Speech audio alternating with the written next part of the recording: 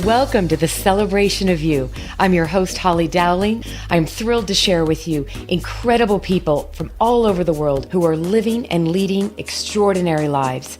From overcoming immense adversity to discovering the secret sauce to leading with courage and grace. Their stories are going to bring you hope and inspiration.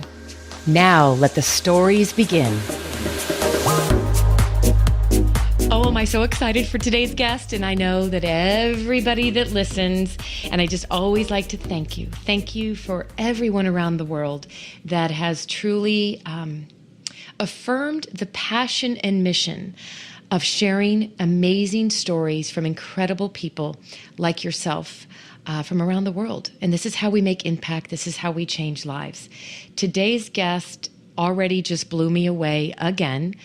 Because everyone that listens knows I firmly believe that if we're open to what God and the universe does in our lives, open to the serendipity, the miracles around us, you meet incredible people, sometimes when you least expect it.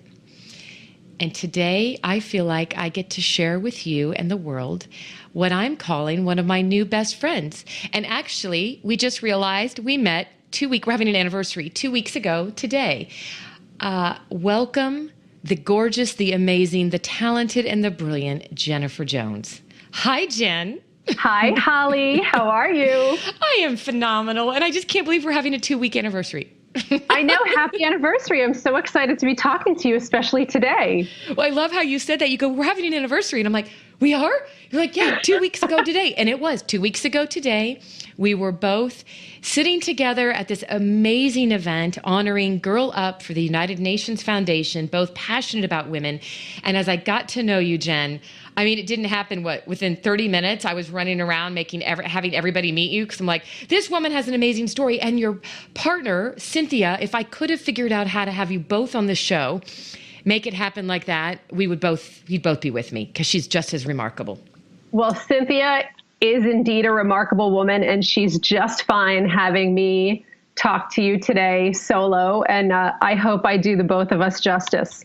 Well, girlfriend, I know you are because there's so much I want to share with everybody. But what got me, so when I first met you, and this is where I kind of want to start, Jennifer and Cynthia, they have co-founded a company and it's called Women You Should Know, you're having some historical, wonderful anniversaries coming up, which you started 6 years ago, which then spun off to another company you started a year ago, but we'll get there in a moment. The part that's mind-boggling, and I want the story to come from you, this was all the result of another business. You are like an serial entrepreneur. You've been starting business your whole life. You came from massive in the advertising and public relations industry. Take us down the journey of when you were deciding that you were going to go off and start your own PR company. Tell us all about that. Let's start from there. Sure. So my entire professional career was in PR from the time I graduated from college and worked at Rolling Stone magazine for a little while. Then I went to an ad agency in New York City, small agency. They didn't do PR at the time because PR was sort of not a thing back then. It was misunderstood and looked at as kind of advertising's complicated and confusing sister. So that agency actually wanted to start building a PR division. And they said, we have no idea what PR is. Do you want to do it? And as a 23-year-old with no fear, I was like, heck yeah, I do. Let's go for it. So over 7 years, I actually built an entire department for that agency, and we specialized in luxury consumer goods, from watches to automobiles to lifestyle products and things like that. So once I did that, I really started to get an itch that I needed a new challenge. And since I had spent my entire career in-house at an agency, I wanted to outside at an agency, I wanted to see what in-house work would be, actually working inside of a brand. So that's when I went to my next job, and that's where I met Cynthia. And so we were both working at one of the biggest jewelry brands in America, and we were the two-woman PR team there. So it was just the two of us, and we were running the whole show. In a short amount of time, about 4 months, we realized very, very quickly that we were cracked from the same mold. I love the way you said that. Cracked from the same mold. separately. It was funny because we sat back to back. There was about 3 feet of space between us, and we were in this sort of creative think tank with all the other creative people around us. But she and I were the only two who were doing the PR. And we quickly learned that we had the exact same work ethic, and that secretly she and I both had dreams of being entrepreneurs.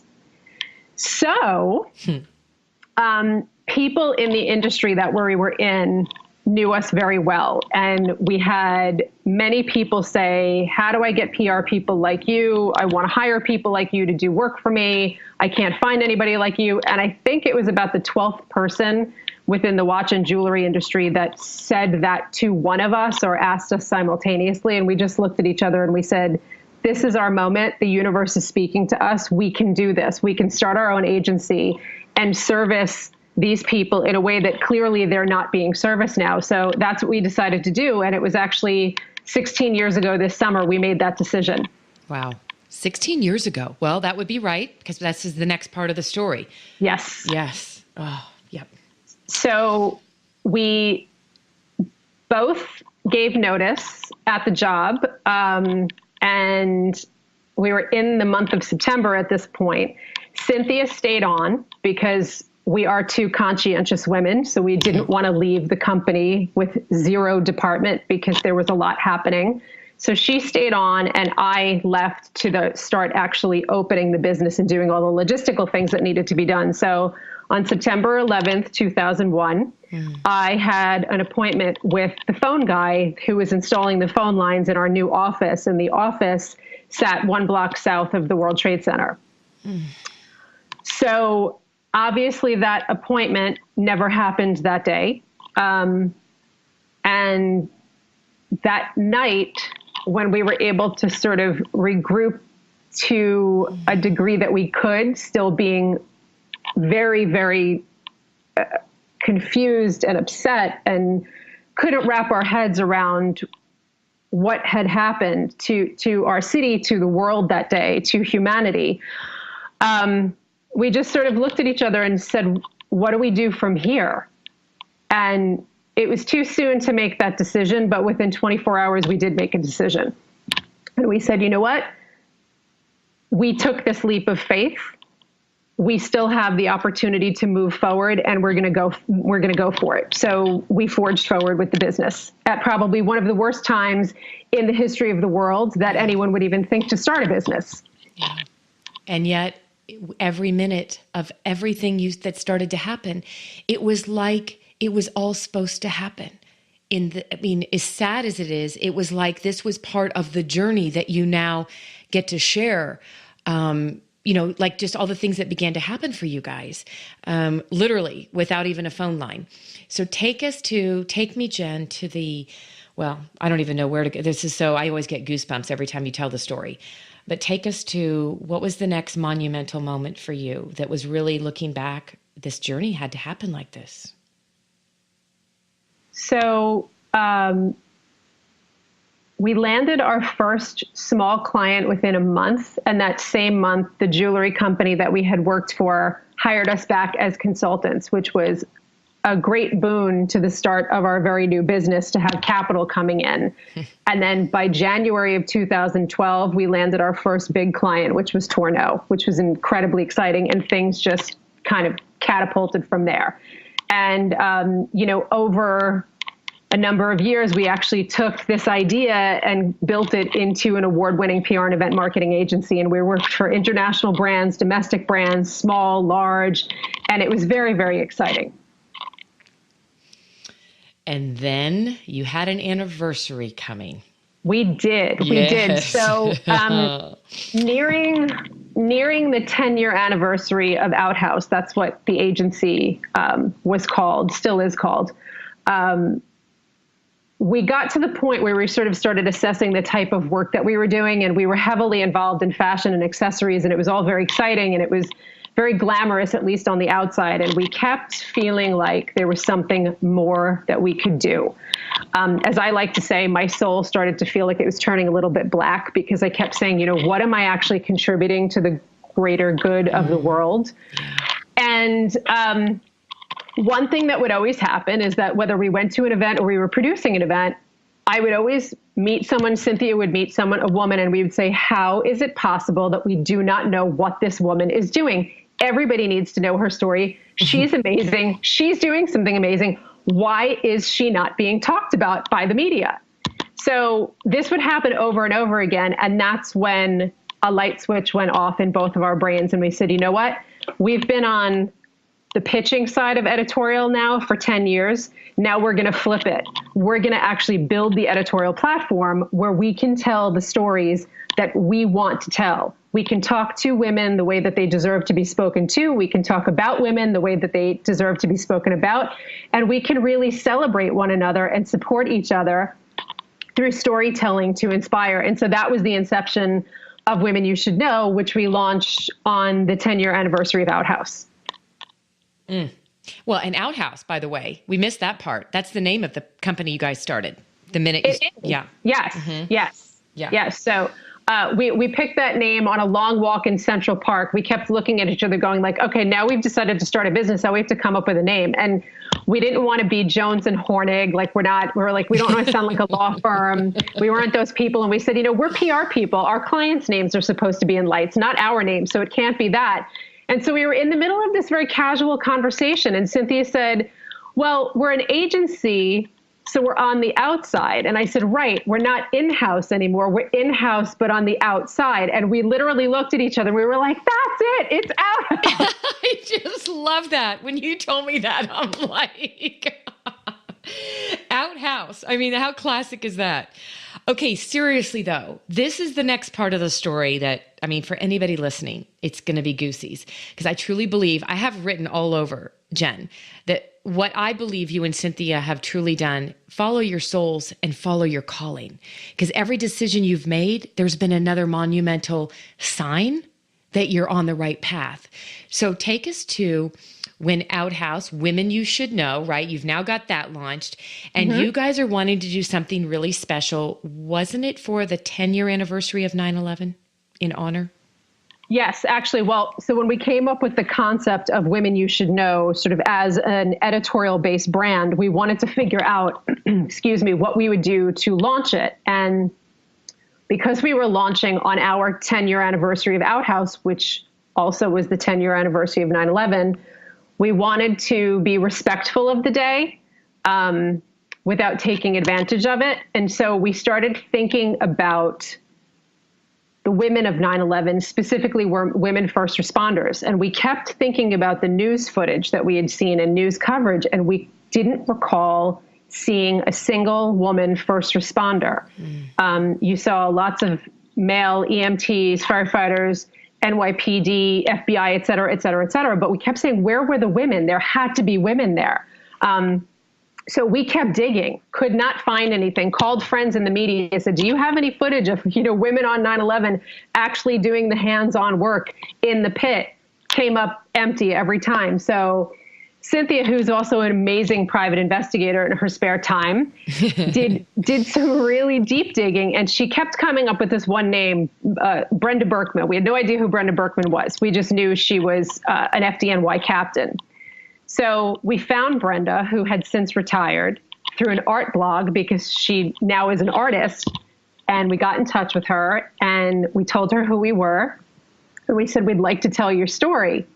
And she said, as it turns out, I've just put together a group of women first responders for the 10th anniversary, none of whom have had their stories told in the last 10 years. So we're actually looking for an outlet to be able to tell their stories. So she said, I actually need you more than you need me. So let's do it. Unbelievable. I literally have to pause, Jen. Like, seriously, that moment was defining for so many people. I mean, you gave them a voice, and here she had all these women who you guys couldn't figure out who they were. Where are these women, right? And I wish we could have told all of the stories, but Brenda connected us to a handful of women. We had them to our office. We spent the day with them.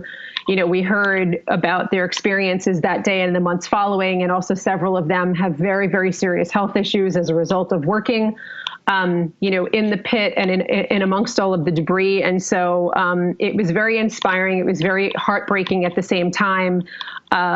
But it was really an honor to be able to launch a site that had an intention to tell the untold stories. Literally, that's what we kept saying when we came up with the concept. We said, we want to tell the untold stories. And Brenda and her colleagues, her first responder colleagues, epitomized that. They were extraordinary women whose stories had never been told. And so to be able to be the ones to tell their stories for the first time in 10 years was just a privilege that I can't put a value on. So that was really exciting. And still to this day, I have no idea how this happened, but within 24 hours of our site going live, the Huffington Post women called us and they said, we love what you're doing for your 10-year anniversary 9/11 coverage, focusing on women first responders. Can we syndicate your coverage? And we were like, sure.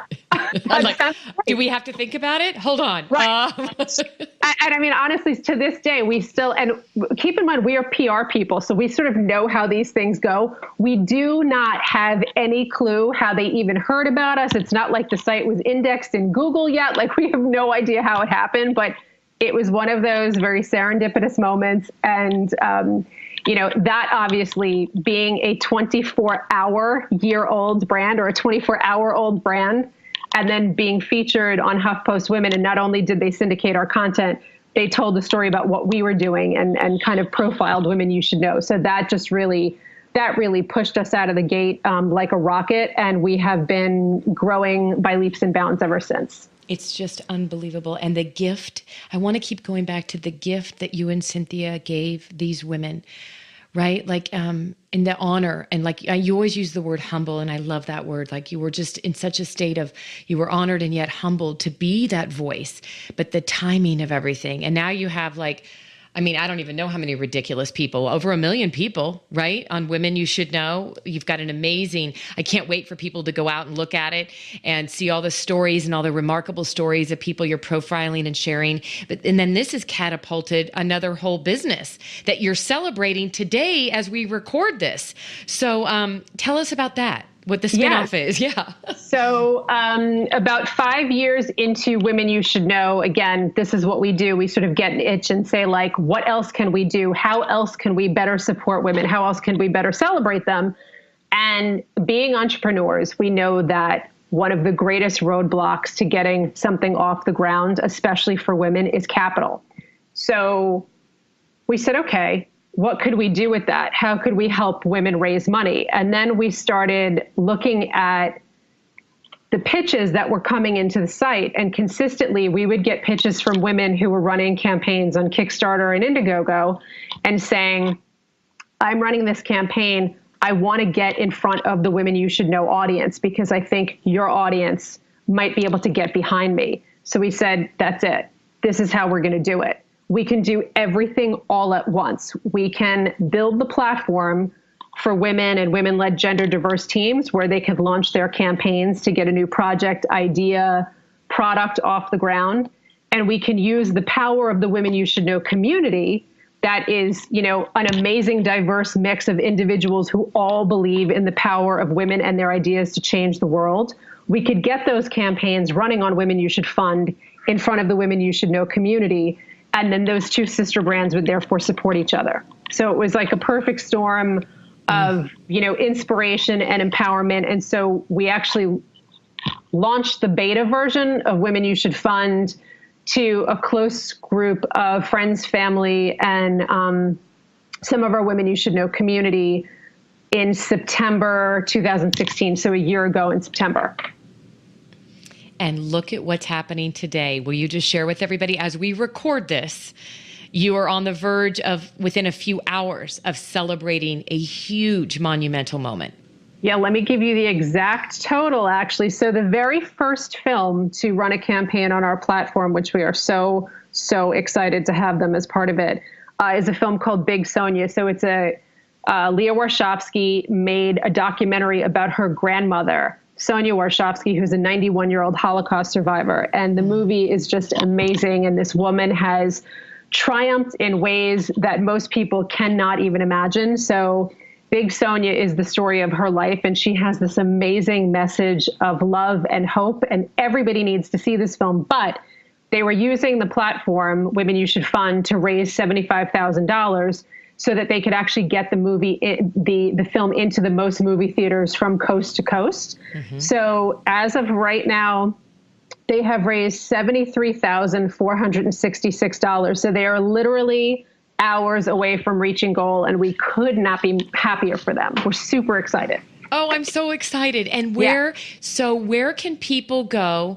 I mean, I would get to this later because we're right in the moment of it. Where can people go to learn more about if they wanted to donate, learn more about the fund? Okay, so you can go to womenyousshouldfund.com. So Women You Should Know is womenyousshouldknow.net. However, we do own the .com for that now as well. But it's womenyousshouldfund.com, and you can see the campaigns that are running. And we're going to have a whole bunch of new and exciting campaigns that are going to go live in September. Oh, this is so exciting. Oh my goodness. I just love this. And here's the amazing thing is, you get to meet incredible people like you, Jen, and Cynthia. And then you learn the story. And I'm sitting here, we were running around laughing because the minute I met Jen at this event in DC 2 weeks ago, I literally was in awe of what they're doing. And I'm running around and she goes, I've never had my own personal publicist. And I said to you, I said, I was a publicist for years. And so to have somebody actually voluntarily self-appoint themselves to be my publicist, I was like, great, go for it. Yeah. And then I just kept dragging people to you going, you've got to hear this story. And next thing you know, I'm like, Jen, don't worry. I'm not going to make you tell it for the fourth time, but I am having you on the show. Darn it. I know. I think it was the fourth time. And I was like, I don't know if I can tell the story again. I just don't know if I have it in me. But I think I've got it down to where I could tell it for you and about you guys because it's so magnificent. And I keep going back to the calling. You guys have really followed, when people talk about, it's my big platform. It's like truly understanding your purpose. And I think so many adults, especially Jen, get to a place in life where you just wonder, is this what it's about, right? You've achieved a certain level of success in the world's eyes. You're doing all the things you're supposed to do or you think you should do. And then you're going to bed at night and waking up feeling like there's still something missing. It's like when you said my soul was going dark.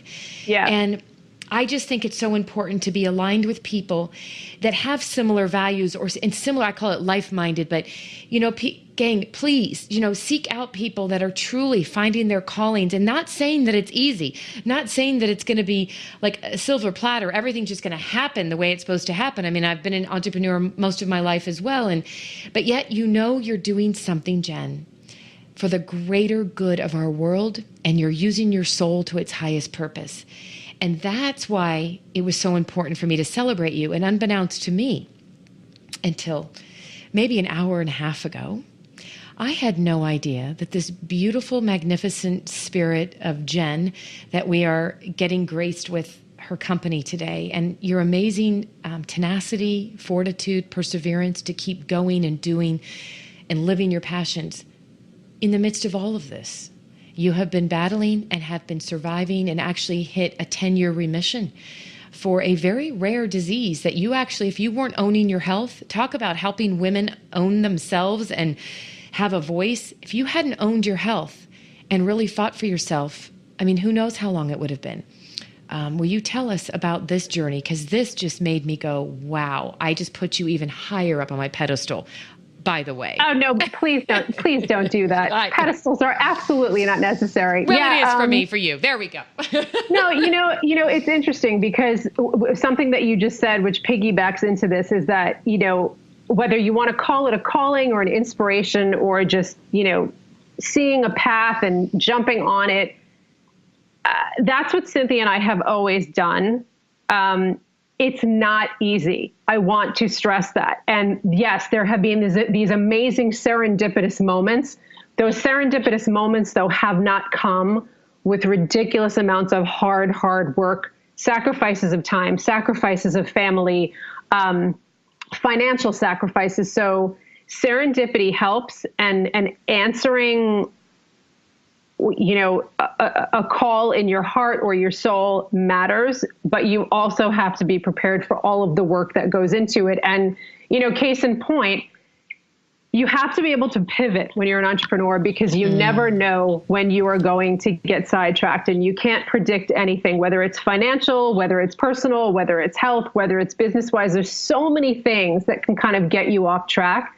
And I think it's how you navigate whatever kind of puts itself in front of you and how you get to the other side that ultimately matters. So I will make a very long story short. We were actually supposed to launch Women You Should Fund in October of 2016. I unfortunately had a very unexpected, very bad relapse of a disease called Graves' disease, which is what I have. It's a disease of the thyroid. And I was sick enough to the point that it landed me in the ER. And, we obviously couldn't launch while I was sitting there, with my heart racing 140 beats a minute at rest, and I couldn't even think straight. So that was a big sidetrack, and it was devastating to me because we had worked so hard with the build out of the brand and the back end and the whole infrastructure of what has to power something like a digital crowdfunding platform. And I just remembered feeling so incredibly defeated, but at the same time, something changed because I actually think in some weird way, as much as I hate that I fell out of remission, having been in remission for 10 years prior to October, I think there was a reason that it happened because it made us have to change our timeline. And we pushed the launch of Women You Should Fund to January. And it actually made a huge difference because, as you recall, there was a little something called the U.S. presidential election in November of 2016. Mm-hmm. I will not get into politics here, but I will say that,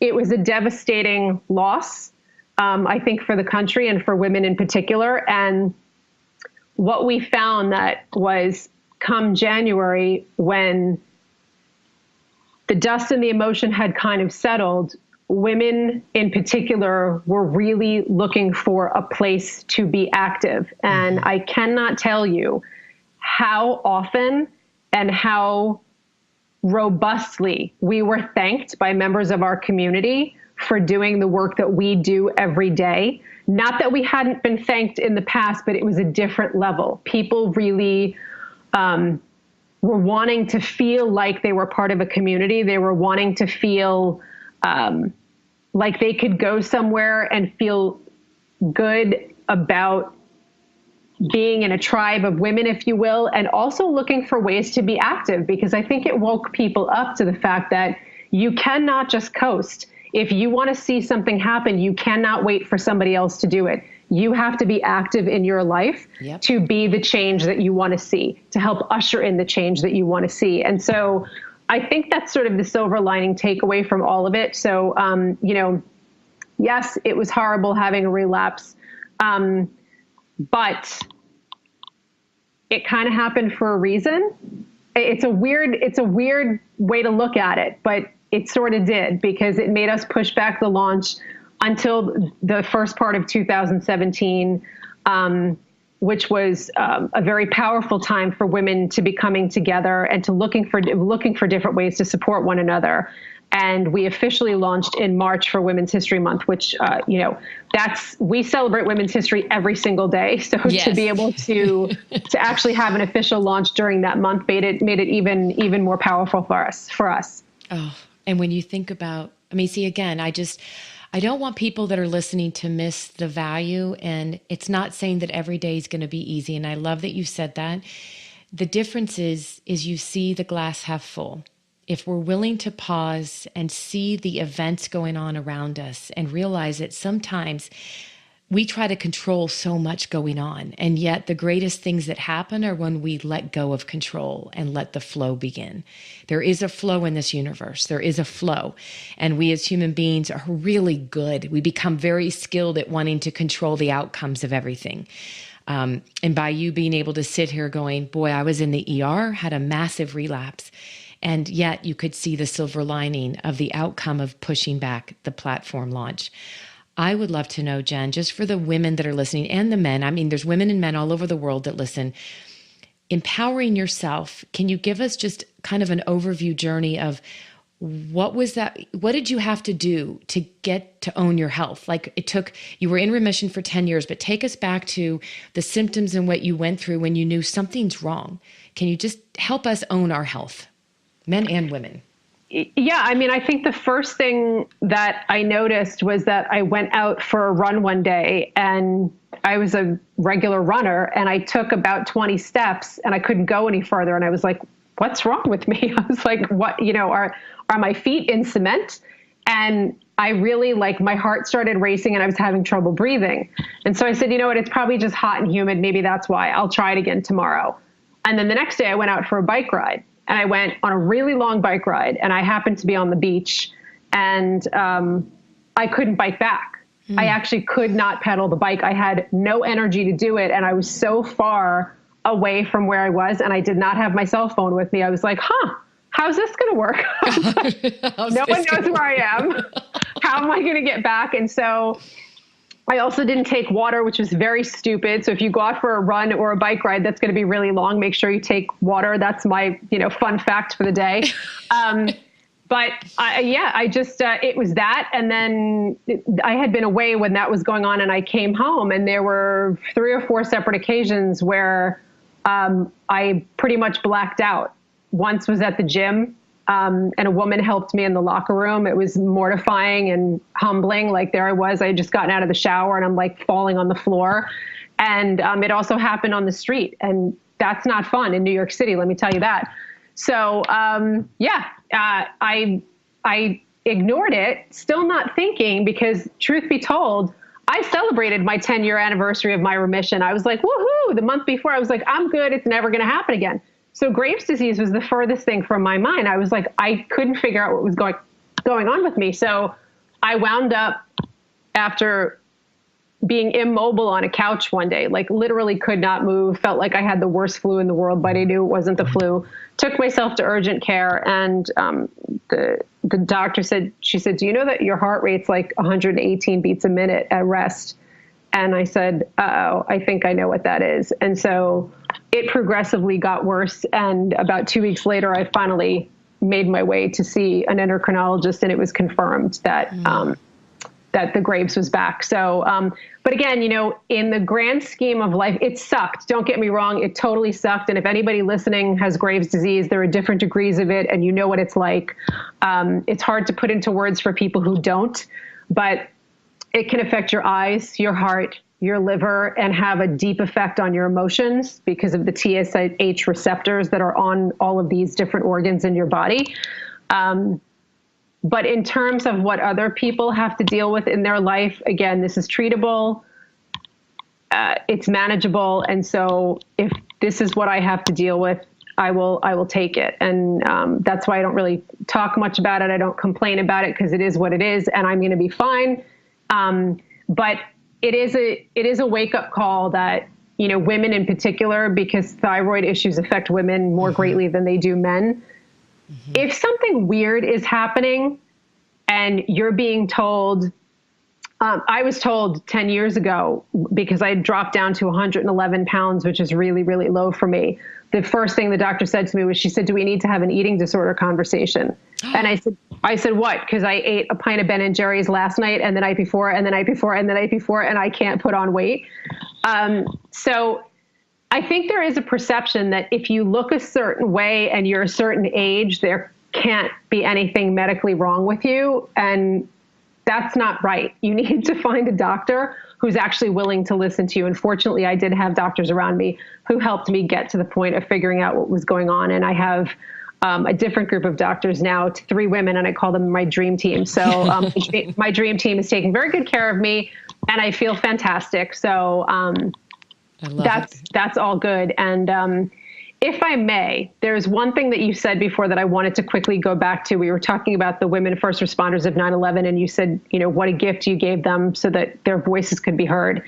And I just want to stress, actually, that through the work that we do, I don't think that we're giving anybody a gift. I think we're actually the ones that are receiving a gift, because to be able to amplify somebody's voice and use their voice and their story to help possibly inspire, motivate, or move someone else, to me, that is the greatest gift in the world. And the fact that I get to do this every single day is an incredible privilege for me, and for Cynthia as well. We both feel the same way.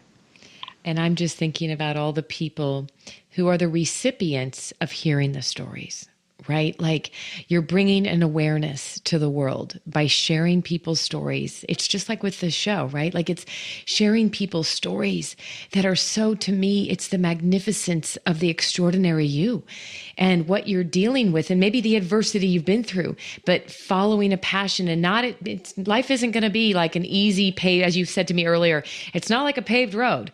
There's a lot of bumps and even potholes and even some brick walls. It's just, what do you do to get through it? And when we get to hear about other people's stories and know that they could get through it, I always believe, Jen, that there's somebody sitting there that will listen to this, that might be living in their own, they've lost hope. Maybe they've lost faith. Sometimes it's just a matter of being able to pull themselves out of bed, right? Yeah. And saying, I want to dream again. I want to have something that I wake up and I'm excited about and fulfilled. And I truly believe this. I don't know that we could say this has been medically documented, but wouldn't you agree that probably a good amount of what you've been able to deal with this ickiness that has to linger around you every once in a while, but by you choosing to live your life in such extreme place of doing what you're passionate about sharing all these people's stories and just creating this for this world, it's keeping you energized. And I believe that is healing, however we slice it, right? Oh yeah. I mean, I'm on a serious mission and, I'm a triple type A person. So not everyone is like me, and thank God for that, because then the world would be a really crazy place. But, yeah, I mean, there's a goal and I'm going to see that goal out. But there have been plenty of days that I haven't wanted to get out of bed. There have been plenty of days that I cried. Last fall was miserable because, again, we felt like our plans had been sidetracked, because actually concurrently with my relapse, Cynthia actually got sick and required surgery for her illness. So it was like, could anything else possibly happen right now? In the moment that we're trying to launch this third brand, but it's tough to give advice because everybody is different, and somebody may need to stay in bed for a week before they can get to the other side. Somebody may be able to bounce out of bed in an hour. So it's, I think that the important thing is just to figure out what it is that you're passionate about and pursue that to the best degree that you possibly can. Because I feel like if you're doing something that you truly believe in, it makes it a little bit easier to navigate all of those bumps and potholes that are going to come up. And, they're tough when they do. And sometimes you feel like you can't get out of them. But I also have an amazing business partner, so I don't do this by myself. So, I lift her up, she lifts me up. And it's like a seesaw.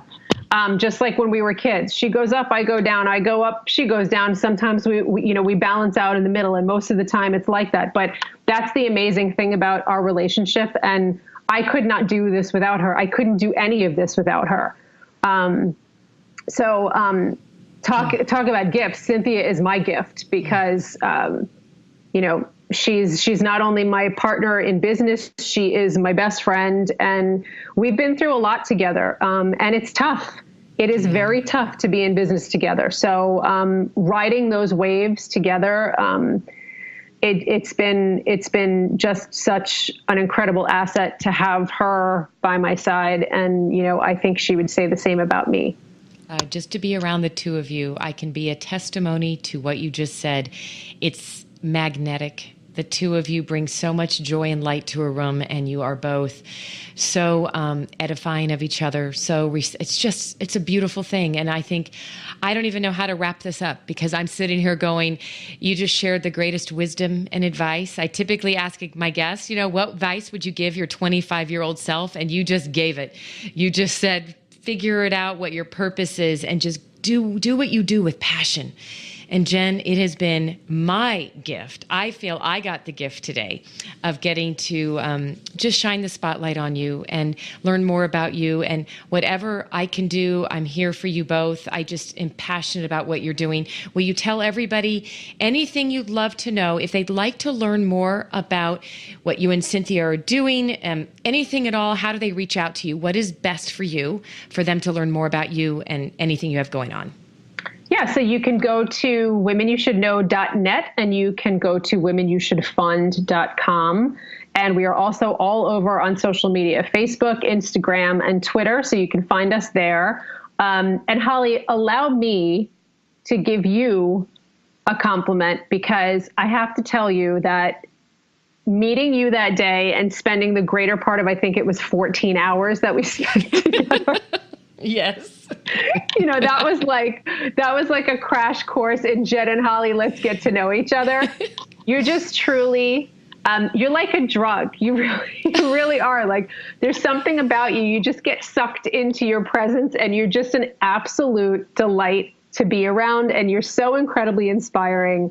And I just really, really loved meeting you. And thank you so much for giving me this opportunity to talk to you today and your listeners. I really appreciate it. Oh, I think you almost got me a little emotional, Jen. Thank you. No. Yeah, happy tears, only happy tears. Oh, good tears, tears of joy. Well, I am hugging you virtually through the phone. Thank you, my love. Give Cynthia a big hug for me. Go celebrate tonight. Keep us posted on the fun that is just hours away, because we will be celebrating with you. And I can't wait to connect with you again in the near future. Thank you, darling. Thank you so much, Holly. I really appreciate it. Oh, I loved every second. Thank you for joining me for another awesome celebration of you. If you were inspired by this story, please share it with your family and friends and hashtag Your Story Matters. I'd love to hear from you, so please leave a comment on iTunes. And absolutely, please come to my website, hollydowling.com.